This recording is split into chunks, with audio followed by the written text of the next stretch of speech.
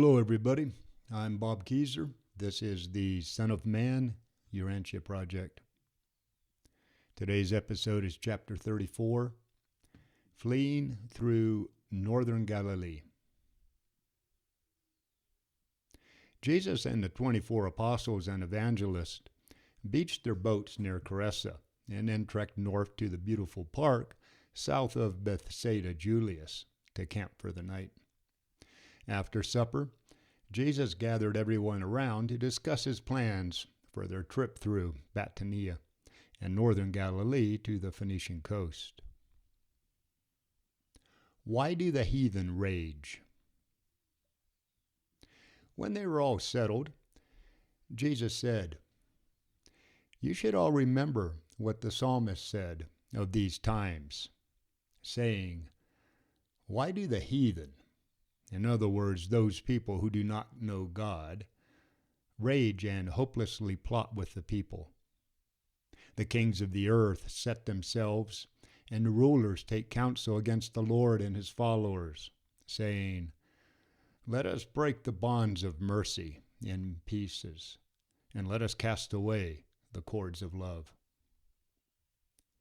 Today you will see this come true before your eyes. But you will not see the rest of the psalmist's prophecy fulfilled, because he had wrong ideas about the Son of Man and his mission on earth. My kingdom is founded on love, broadcast in mercy, and created by unselfish service. My Father does not sit in heaven laughing in contempt at those who do not know God. He is greatly displeased, but he is not angry. The promise is true that the Son will have these so-called heathen, in reality his untaught and unknowing members of the kingdom, for an inheritance. And I will receive these Gentiles with open arms of warmth and mercy. All of this loving kindness will be showed to the so-called heathen, even though the record unfortunately declares that the triumphant Son will break them with a rod of iron and dash them to pieces like a potter's vessel. The psalmist goaded you to serve the Lord with fear. I ask you to enter into the glorious privilege of divine sonship by faith. He commanded you to rejoice with trembling. I tell you to rejoice with assurance. He says, kiss the Son in case he gets angry and you die when his anger is lit. But you who have lived with me well know that anger is not a part of creating the kingdom of heaven in the hearts of men. But the psalmist did glimpse the truth when, in finishing this advice, he said, "Blessed are they who put their trust in this Son." Jesus continued to teach the 24, saying, "The godless are not without excuse when they explode in anger at us. Because their outlook is small and narrow, they are able to strongly focus their energies. Their goal is close and more or less visible, and because of this, they are fearless and effective. You, who claim to be in the kingdom of heaven, are altogether too fickle in how you teach. The heathen aim straight for their goals, where you are constantly yearning. If you want to enter the kingdom, why not take it by spiritual assault, just like the heathen lay siege to a city? You are hardly worthy to be in the kingdom when all you do is regret the past, whine over the present, and yearn for the future. Why do the heathen rage? Because they do not know the truth. Why do you waste away in pointless yearning? Because you do not obey the truth. Quit your useless hoping and go forth bravely, doing what needs to be done to establish the kingdom. Do not become one-sided and over-specialized. The Pharisees, who want to destroy us, really do think that they are doing God's service. They have become so narrow-minded by tradition that they are blinded by prejudice and hardened by fear. Consider the Greeks, who have a science without religion, while the Jews have a religion without science.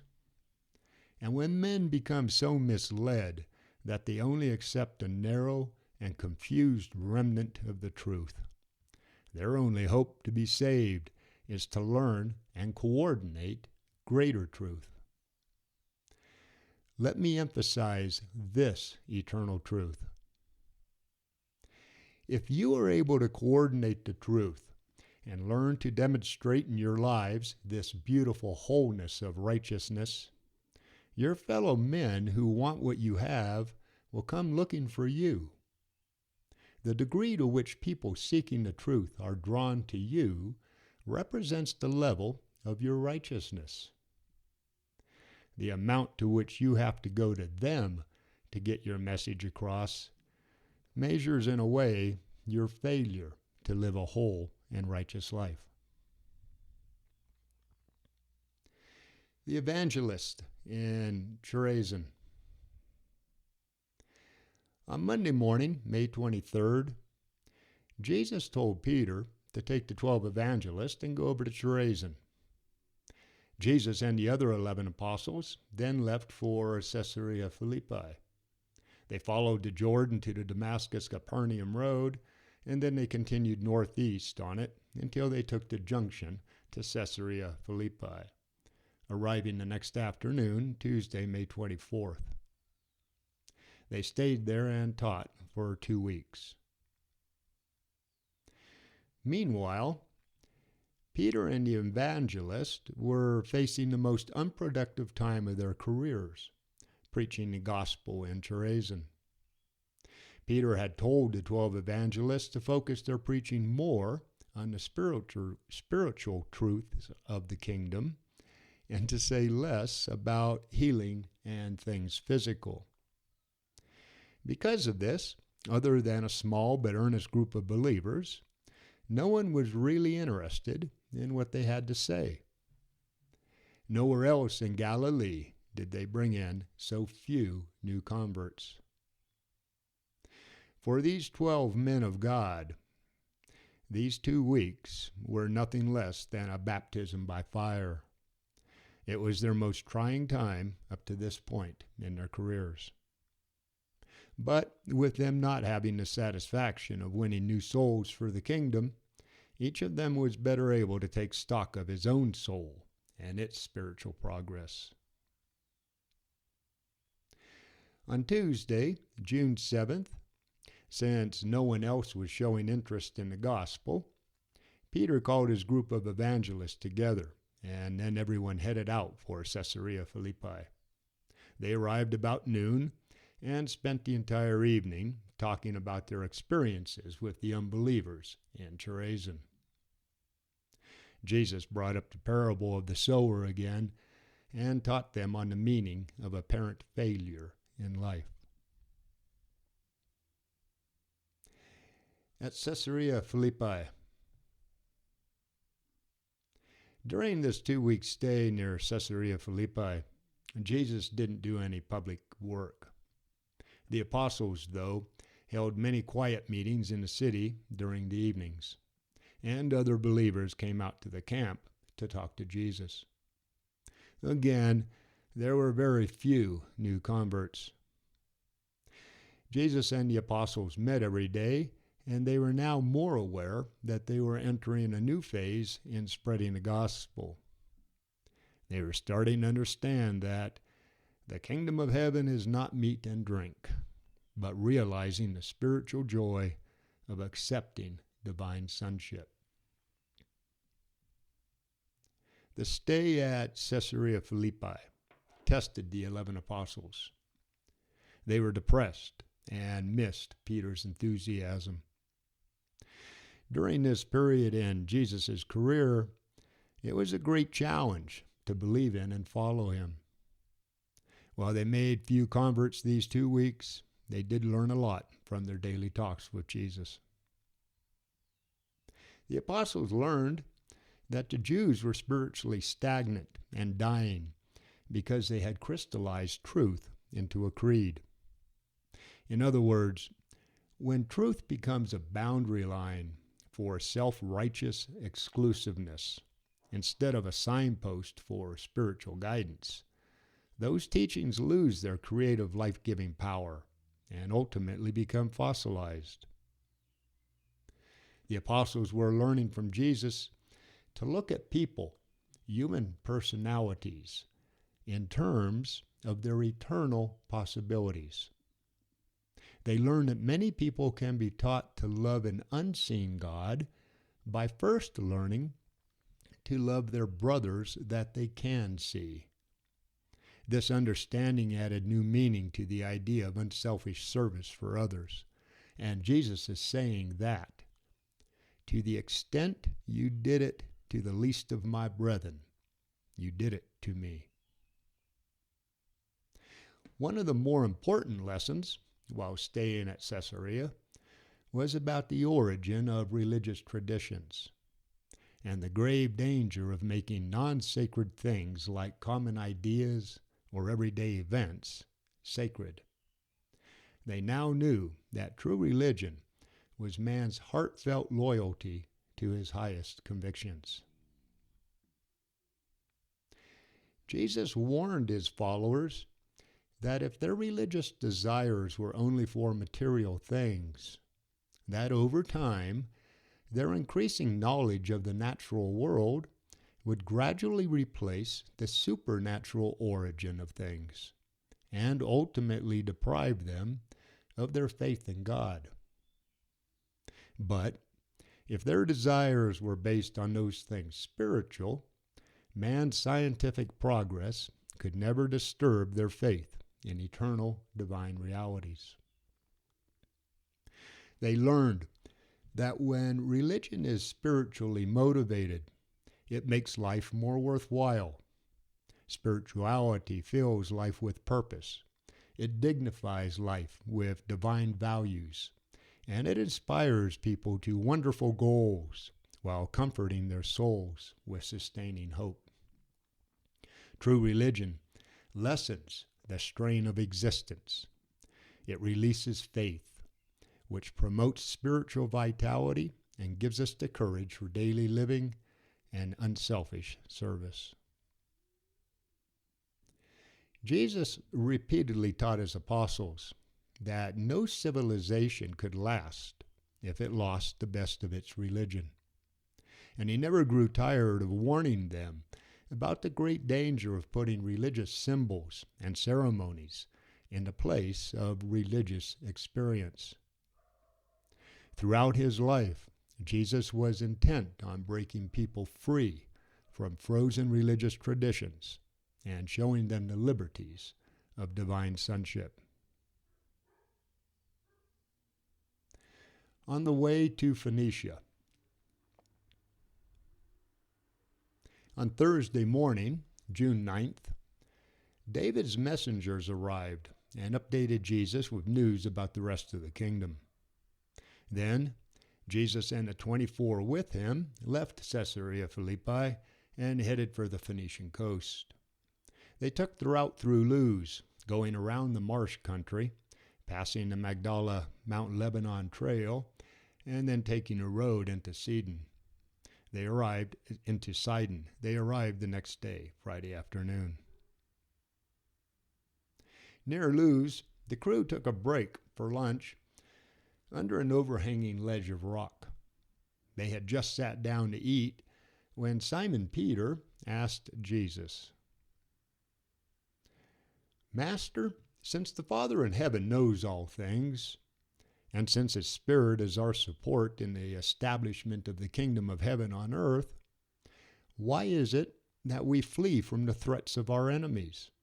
Why do we refuse to confront the foes of truth?" Before Jesus could respond, Thomas jumped in and said, "Master, I would really like to know just what is wrong with the religion of our enemies in Jerusalem. What is the real difference between their religion and ours? Why is it that we are at such diversity of belief when we all profess to serve the same God? Jesus took this opportunity to give the apostles one of his most remarkable talks up to that point.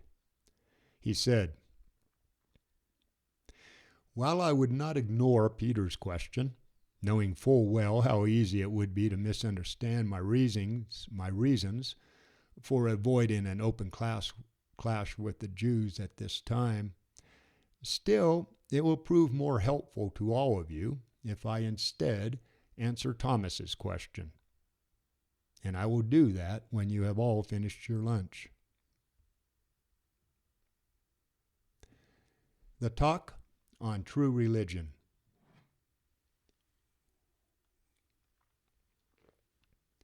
The following summarizes the truths Jesus offered in this talk.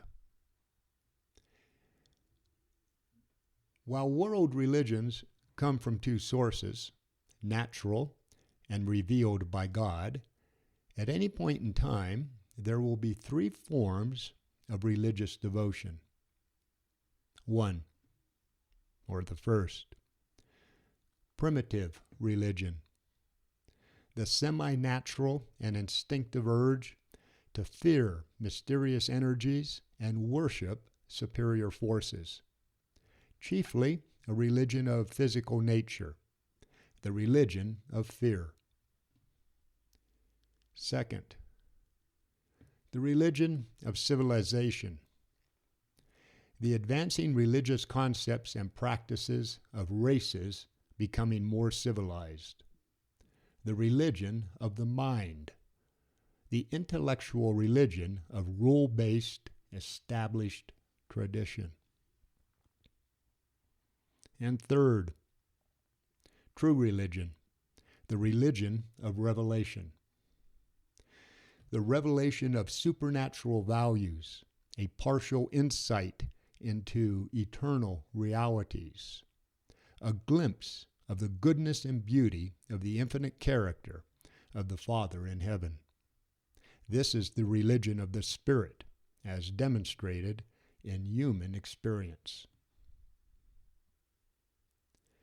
Jesus refused to put down religions based on the physical senses and superstitious fear. But he did regret that so much of that primitive type of religion was still part of how the more intelligent races worship God. Jesus clearly pointed out that religion that is centered in the mind is ruled by whatever church is involved, and that it is much different than religion that comes from the Spirit, which is based only on that person's human experience. And then Jesus continued, making clear the following truths. Until the races on earth become more intelligent and civilized, we will continue to see childlike and superstitious ceremonies that make up primitive religions.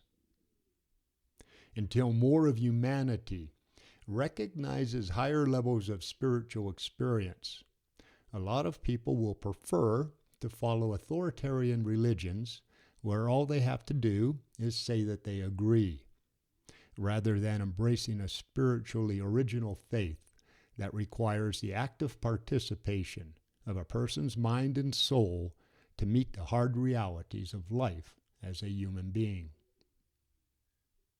For some people, traditional authoritarian religions are an easy way out to satisfy their spiritual longings. These faiths have set rules and beliefs that have been in place since they originated, and they provide a handy place for people to run to when they are worried, afraid, or uncertain. And the only fee to enter these types of religions is simply accepting their beliefs. These types of people will be with us for a long time. But by choosing to follow a set religion made up of a bunch of rules and crystallized beliefs, they are destroying their self-respect and giving up their right to make their own decisions. They are surrendering their right to search for the truth, to experience the thrill of intellectual discovery, to explore their own religious experience, and to know the supreme satisfaction of spiritual faith overcoming intellectual doubt in the search for and the finding of God the Father. Spiritual religion requires love, faith, effort, loyalty, conflict, struggle, determination, and in the end, progress and the evolution of our soul. Authoritarian religions require little or none of that. Tradition is a safe and easy hiding place for scared and half-hearted souls who instinctively shy away from facing life. And then Jesus said, in Jerusalem, they have built an authoritarian religion, one based on their traditions and the prophets of old. It appeals mostly to people's minds. And now we are about to fight to the death against this religion, because we are going to give people a new type of religion, one that reaches out to the divine spirit in the minds of all people, and that gets those people's acceptance from them experiencing the fruits of the Spirit that come forth in the lives of all true believers. Jesus then pointed at and called each of the 24 by name and said, "And now, who wants to take the easy way of conforming to the fossilized religion defended by the Pharisees, instead of suffering the difficulty and persecution that comes with declaring a new way of salvation and personally experiencing the eternal truths and supreme majesty of heaven? Are you soft, scared, and afraid to work? Do you not trust your Father? Are you afraid to trust your future to the God of truth? Will you fall back to taking the easy way of accepting traditional authority, or will you toughen up to go forward with me into the trouble and uncertainty of proclaiming the new truth, which is that the kingdom of heaven is inside all men's hearts?" This was one of the few emotional appeals Jesus ever made to his followers. At that point, everyone stood up, and just as they were all about to declare their unanimous loyalty to Jesus, he raised his hand to stop them and said, "Each of you go off by yourself to be alone with your Father. And when you have found the true, unemotional answer to my question, freely and boldly tell it to our Father, whose infinite love is the spirit of our religion." For a while, each of the 24 did as Jesus asked. They were all uplifted, inspired, and stirred by Jesus' words. But when Andrew gathered them all back together again, all Jesus said was, "Let's hit the trail. We're going to Phoenicia to hang out for a while, and all of you need to pray that the Father transforms your emotions into greater spiritual loyalty and satisfying spiritual experiences." At first, as they walked down the road, everyone kept quiet. But soon they began to loosen up, and by 3 o'clock, they needed to take a break. After coming to a halt, Peter went up to Jesus and said, "Master, you have spoken to us the words of life and truth. We would like you to tell us more about these matters. The second talk on religion. And so, with everyone resting in the shade of the hillside, Jesus said, "You have all separated yourself from the others who want security and conformity, and who are satisfied with a mental religion.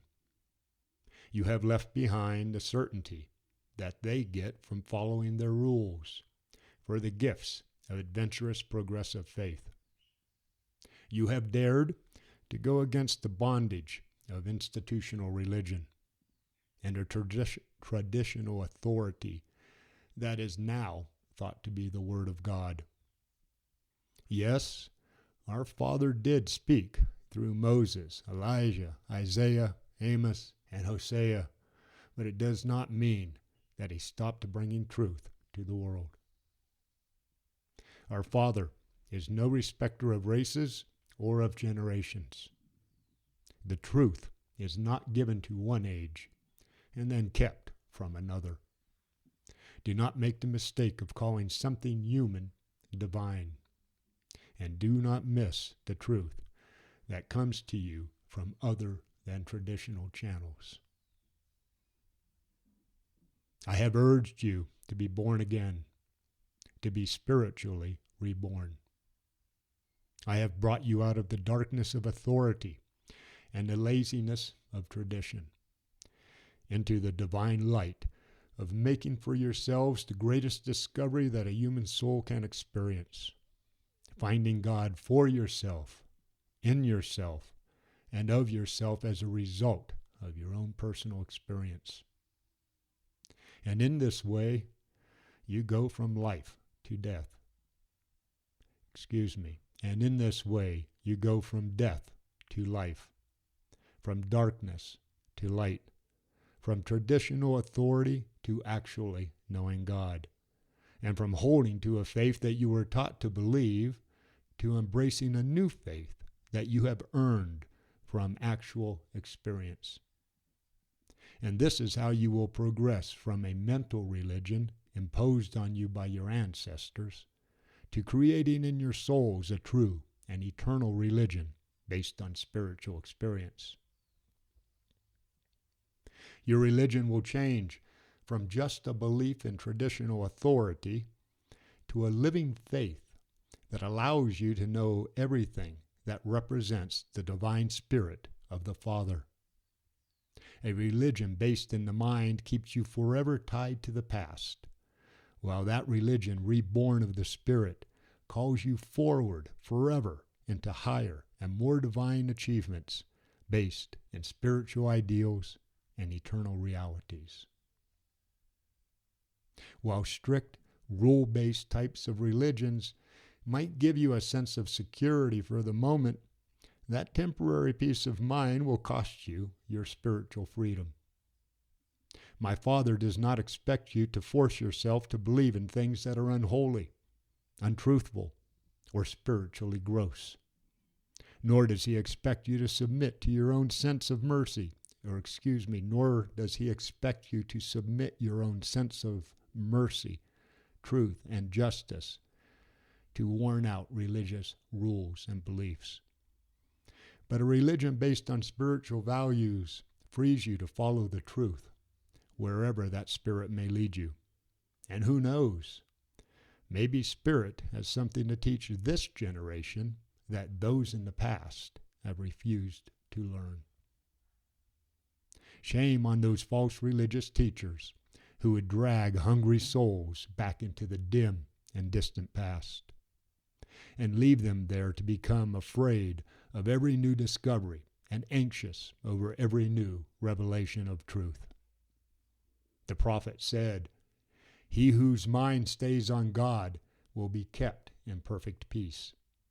This prophet was not a mere believer in some rule-based religion. He was not just talking about God. He had actually discovered God. I am warning you not to always quote the old prophets or the heroes of Israel. Instead, go forth aspiring to become living prophets of the Most High and spiritual heroes of the coming kingdom. Yes, it is worthwhile to honor the God-knowing leaders of the past. But why should you have to sacrifice the greatest experience of your life, finding God for yourself and knowing Him in your souls, to do so? Every race on earth has its own worldview or beliefs about humanity's existence in the universe. Because of that, all rule-based mental types of religion will have to fall in line with those people's underlying beliefs about reality. And since the various cultures on earth all have different underlying beliefs about reality, they will never be able to bring together all of their different authoritarian types of religions. The realization of the brotherhood of humanity on earth can only happen through all of the world's rule-based religions falling under the umbrella of a spiritually based religion. While we will all think and believe differently, all of us have been gifted with the same divine and eternal Spirit. Our hope for bringing forth the brotherhood of humanity will happen as all of the different religions on the world become infused with the unifying force of the Spirit, and people are able to experience the dignity of their own personal spirituality. Rule-based religions only divide men and set them against each other. Religion based on the Spirit, over time, draws men together and causes them to be more sympathetic with others. Authoritarian religions crystallize into lifeless creeds. They want to force all men to believe the same things, and that is impossible, given the state of this world. Religion founded on the Spirit of God inside of us only requires that men come together based on having the same experience, the same insight and eternal destiny, regardless of them all having different beliefs. The religion of the Spirit increasingly leads a person to loving service for others and brings them the joy and liberty that comes from caring for their fellow man. But be careful, just in case any of you are looking down on Abraham's children because they have fallen on these evil days of traditional barrenness. Our ancestors dedicated themselves to the passionate search for God, and they found Him like no other race of men have ever known Him since the days of Adam, who knew much of these things because he himself was also a son of God.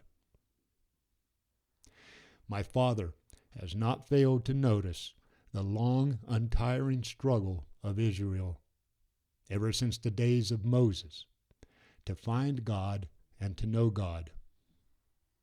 Many weary generations of Jews have continued to work, endure the suffering, and experience the sorrows of being despised and misunderstood, all in order to discover the truth about God.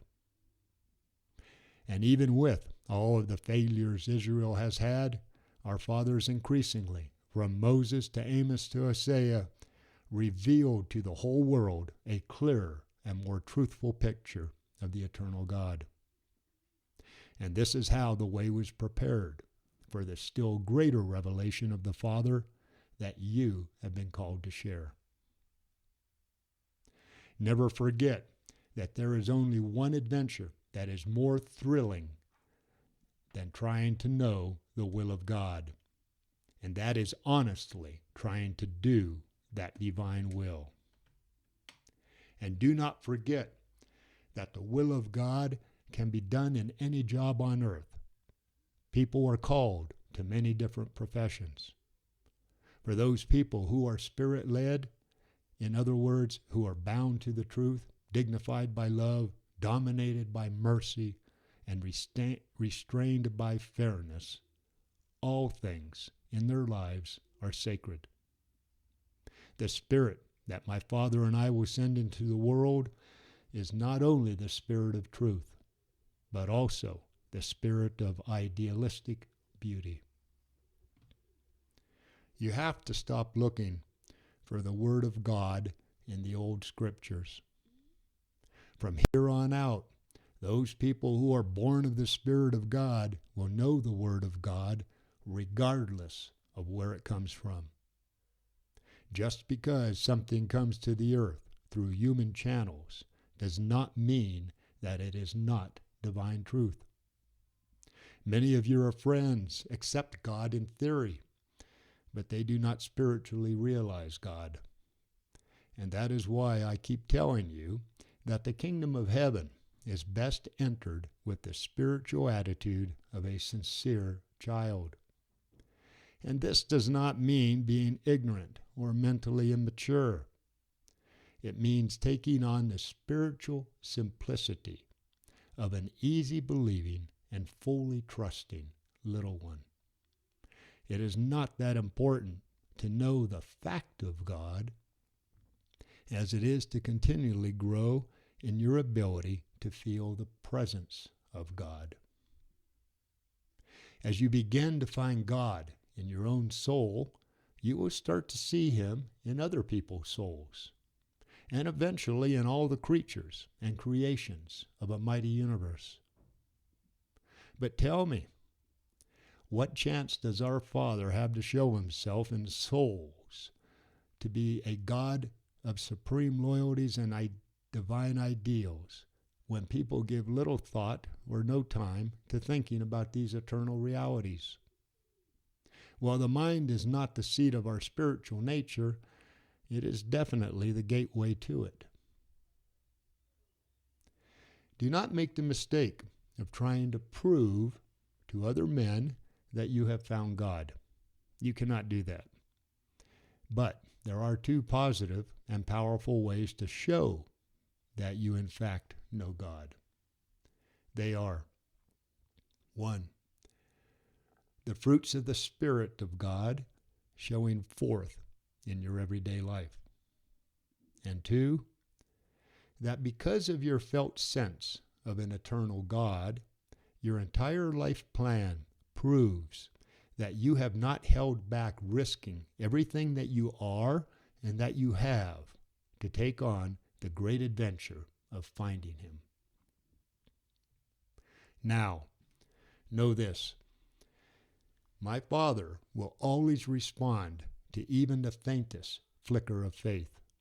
He knows all about the physical and superstitious tendencies of primitive men. And with those honest but scared souls whose faith is so weak that it amounts to little more than following the rules of some religion, our Father will still honor and foster those feeble attempts to know Him.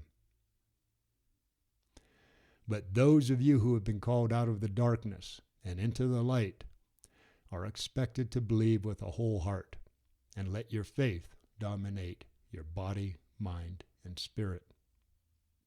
You are my apostles, and to you religion will not become a theological shelter where you can run and hide because you are afraid to face the rugged reality of spiritual progress and idealistic adventure.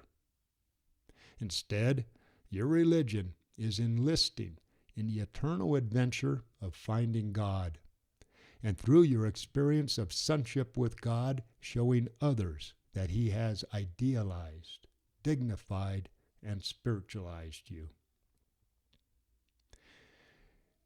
And when Jesus had finished speaking, He motioned to Andrew and said,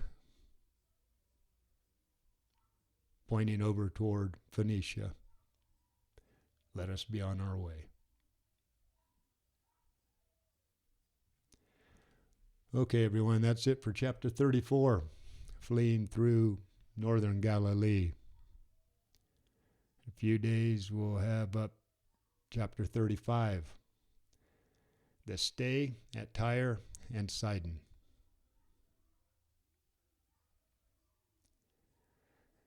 defend liberty, protect our kids, find some way to serve man for the sake of God. Bobby Keyser, out here.